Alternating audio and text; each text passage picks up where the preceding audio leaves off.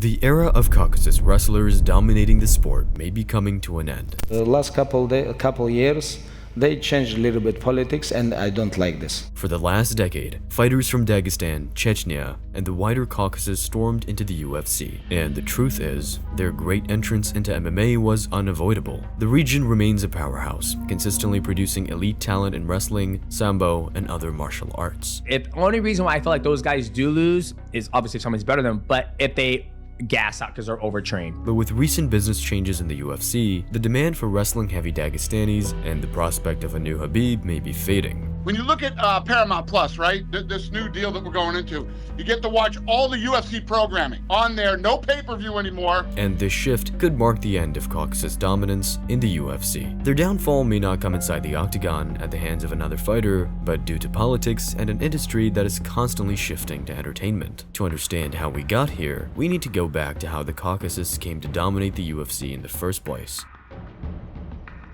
MMA has undergone several cycles as it has matured over the years. At the very beginning, Brazilian Jiu-Jitsu dominated the sport with guys like Royce and Rickson Gracie. Back then, no other martial arts could really deal with this new form of grappling entering North America. No one knew what the best martial art was, and the idea was like there was all these martial arts that are running around independently, and they were all claiming that they had the best technique, and let's see what happens. And Royce Gracie was the one who represented jiu-jitsu and went out there and beat all these people with superior technique and superior strategy. A few years went by, and the golden age of American wrestlers in the UFC began to take place. Now more equipped to deal with the dangers of BJJ, wrestlers like Mark Coleman, Randy Couture, and Matt Hughes used takedown opponents, especially under non-pride rules. There was a Mark Coleman era when Mark Coleman was smashing everybody, and he was 255 pounds of solid muscle. By the mid-2000s, strikers with good takedown defense began taking over. The sprawl and brawl era,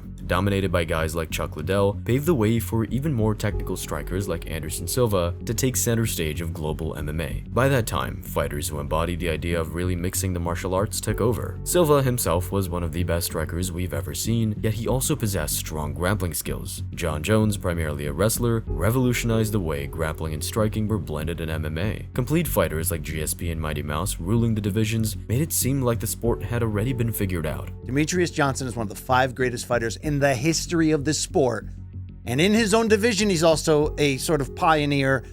He's also maybe the most complete pound for pound fighter of all time, if we're actually saying who should be pound for pound #1 all time, not in your accomplishments, right, but just sort of like your complete game. To become one of the greats, a fighter had to be competent in all areas of the game. The days of one-dimensional specialists dominating were over, and while that remains true to an extent, an up-and-coming lightweight would prove that dominance could still come from a single perfected skill set. You talk to Frankie, you talk to Eddie Alvarez, I go, how hard is it to take down Barboza? They go, oh, it's damn near impossible in training. Like, we don't get them down very easily, and they're badasses. Right. So you go, what Khabib did, we didn't think he was going to be able to do.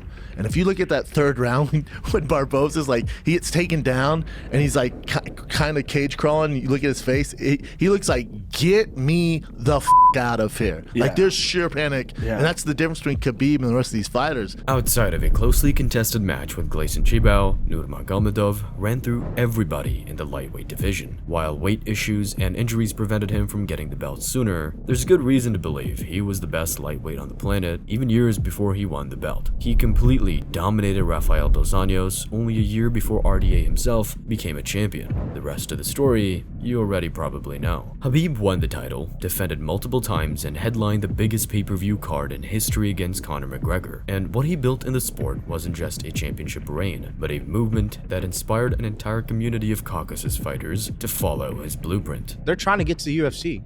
They want to like have a contract. Like, that was what Abu Bakr said. One of Khabib's brothers was saying the goal is to like get a UFC contract here in Dagestan. Like, that's all so they're all gonna be working hella hard. Because they're seeing what Khabib did, they're seeing what Islam's done. 29-0, like, you're gonna want to be that. The region was never short of talented fighters, but what Nurmagomedov laid out was the path for fighters from that region to reach the very top of MMA. And according to recent moves by the UFC, Caucasus wrestlers may become the first cycle of MMA to end not because the sport evolved past them, but because of management decisions. Islam Makhachev and Khamzat Chimaev participated in two of the most high-profile title fights of 2025. Khamzat fought and won the middleweight title against Dricus du Plessis, and Islam went up a division to beat Jack Della Maddalena and win the welterweight belt. And funnily enough, the two performances were pretty similar. Both of them took down and dominated their opponents at will. By round 2 of both fights, it was clear there was a huge grappling mismatch between the two Russian challengers and the champions. But even with a clear superiority in the fight, both Islam and Khamzat were very timid and risk-averse. This control is amazing, but it's only for control. You're not advancing the fight.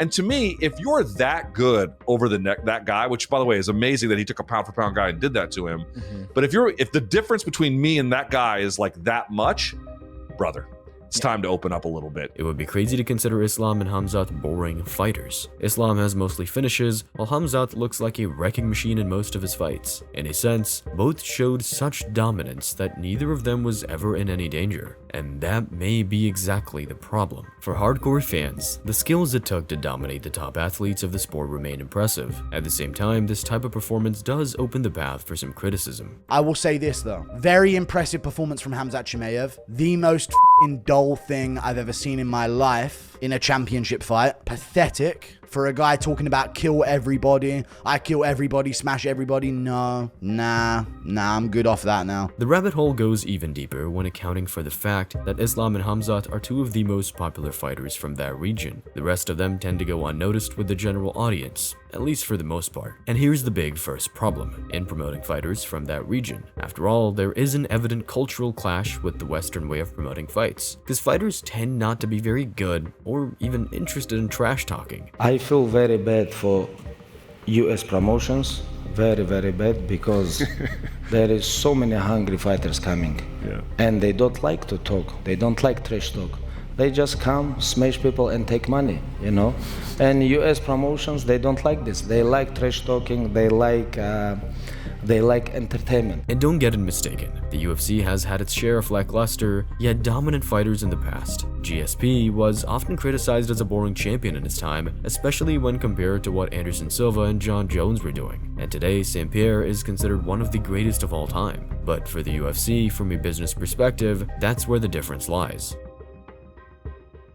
Back then, in the GSP era, the business model was completely different. The UFC was still fighting to prove itself as a relevant sports organization, and even then, Dana White and the Fertitta brothers had only themselves to answer to. And while in that time, the UFC had billions of potential customers worldwide, nowadays that number has been narrowed down dramatically. Paramount is the customer. They have purchased for an extreme amount of money the broadcast rights for the UFC. And in every other facet of business, across the globe, in any industry, when you are the one paying money to somebody else, you get to dictate certain things. You get to have demands. Let alone the fact that GSP gave the promotion entry to a highly valuable market in Canada. Meanwhile, the Caucasus, while large in population, is not exactly Paramount and the UFC's target audience. At the moment, the organization can't even properly enter the region because of the Russia-Ukraine war. The apparent fix has been using these fighters to promote Abu Dhabi due to their Muslim identity and cultural ties. But even that solution has limits. Abu Dhabi is not a massive consumer market like Canada, Brazil, or the UK. It's more of a symbolic and strategic partner. And now, under the Paramount era, the issue could become even more glaring. Sure, Islam, Khabib, and Khamzat are fan favorites, but other guys in the roster like Ankalaev, Umar, and Evloev have just as good a shot of getting the belt while carrying far less star power. Even worse, their ascension would mean the decline of some of the UFC's favorites like Alex Pereira, Sean O'Malley, and Volkanovski, superstars in the sport with real pull for the Western audience. And we almost saw that becoming a reality at light heavyweight. This is obviously something that was possible. This is something that we all talked about going in, the UFC's star problem and how big of a issue this would be if it went this way, if this result actually materialized. And now here we are staring at Magomed Ankalaev as a light heavyweight champion. And guys, don't listen to me. Don't believe me when I tell you that this is a nightmare. Just look at the UFC's actions. They did everything in their power not to give this guy a title shot because they did not want to face the reality of him being a champion. Same situation with Bilal Muhammad, and the same situation ended up happening. It is likely no coincidence that guys like Sarukian and Evloev are being sidelined for the belt at this moment. While Dana White will never say it publicly, the pattern speaks for itself. UFC trying to give this shot for other person but I'm here. I'm not going anywhere. And if you have like more deserved contender for the title, just let me test him. Yeah, if you don't give me title, just give me your contenders. Okay, I'm here to test your guys, UFC. Evloev is the #1 contender at featherweight. He's undefeated and 9-0 in the UFC. Even so, he got bypassed by Diego Lopez, a guy who had a chance for the belt only a year ago and is the very last opponent of current champion Alexander Volkanovski. Hardcore fans see in Evloev the talent and merit to fight for the title, but casuals may not even know the guy. Meanwhile, Paramount and the UFC may see a fighter who doesn't generate much buzz, yet has the tools to keep the belt for years. And while guys like Evloev keep being lowballed for a chance for the belt, the UFC is making sure fewer challengers from the Caucasus even get close to championship gold. Muhammad Mokaev managed to become one of the only fighters to leave the UFC undefeated. When he came up, the British Dagestani flyweight was often seen as a future champion. Had he continued, he probably would have been. In his last UFC fight, he beat none other than Manel Kape, the most likely title challenger. It was the last fight in his contract. As a young prospect with the skills to become a champ, one would think the organization would do everything to keep him. Well, they didn't. Mokaev is the guy that you'd want to bring back to the UFC because he said his contract is totally done now. Yeah, he is. He's under contract. He's not under contract anymore. Okay, but would you be interested in keeping him around in the fall? I think the PFL is going to get a great undefeated guy.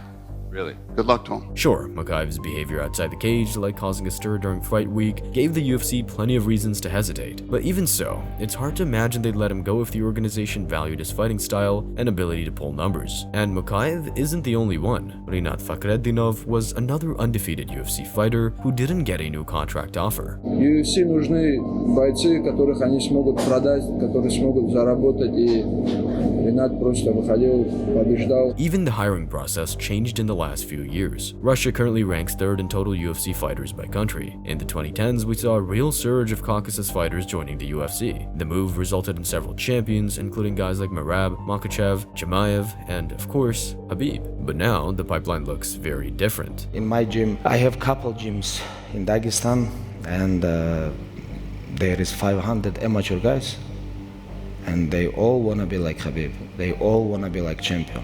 They all want to take over in the world, and they all good. What we gonna do with them? Like, how you gonna stop? It's very hard. Or just don't sign them. It's like right now I see some promotion, they follow the politics, they just don't sign them because they tired. Because all Nurmagomedov, they jump to the UFC and they take over. The UFC signed 52 athletes in the latter half of 2025, and out of that, only one Caucasus fighter was included, Magomed Zainukov, also known as John Pork, and he isn't even a wrestler, he's a Muay Thai champion. Meanwhile, promising wrestlers from that region ended up fighting elsewhere like the PFL or won championship. This shift actually happened a lot earlier. Since 2023, there have been barely any wrestlers signed, while for the most part, the only Caucasus fighters who got a UFC contract are primarily strikers. Right now with so many young fighters, they good, 10, 15 and all, undefeated, world champions, amateur and professional, and they don't want to sign them because they need somebody who talking, who drinking, who show up, all this stuff. You understand? they want these kind of fighters. But in one way, like I say, I understand, but in end of the day, this is sport, best versus best. Under the Paramount era, there are enough signs to believe the UFC is prioritizing marketability over meritocracy. Western audiences, trash talk, and pay-per-view potential now matter more than wins and losses. And for an entire generation of Dagestani wrestlers following Khabib's blueprint, the door to the UFC may be closing for good. While wrestlers from places like Dagestan look to be on their way out, fighters who play ball with the company are getting the rewards. So if you'd like to learn about the 7 levels of industry plants in the UFC, check out this video next.